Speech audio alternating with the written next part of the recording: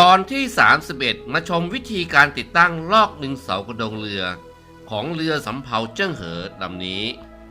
สวัสดีครับผมชเวงโลเจริญสุกเกษมหรือในแบรนด์ของชเวงชิปโมเดลเพื่อไม่ให้เสียเวลาไปชมเนื้อหาขั้นตอนการผลิตกันเลยและอย่าเพิ่งปิดคลิปไปไหนเพราะช่วงท้ายคลิปจะมีรูปแบบเรือสวยๆที่มีความอลังการมาให้ชมกัน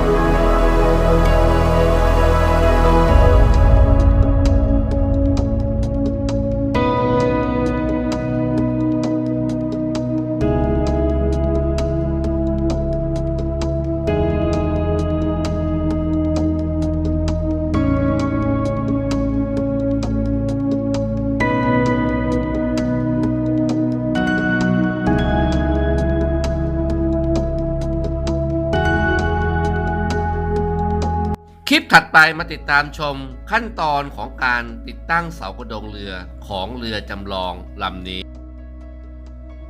มาถึงช่วงท้ายคลิปกันแล้วขอแนะนำรูปแบบเรือสวยๆที่มีความยิ่งใหญ่อลังการงานสร้างที่เป็นเรือจากทุกประเทศทั่วโลกโดยการคัดสรรนำแบบเรือที่มีชื่อเสียง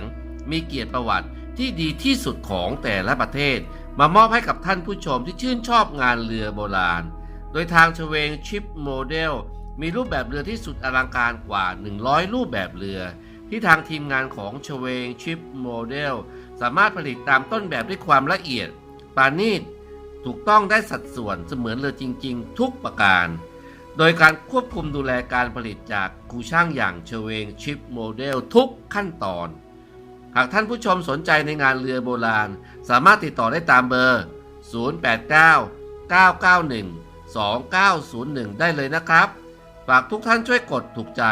กดติดตามกดกระดิ่งให้ช่องชเวงชิปโมเดลด้วยนะครับเพื่อเป็นพลังกำลังใจในการทำคลิปในครั้งต่อๆไป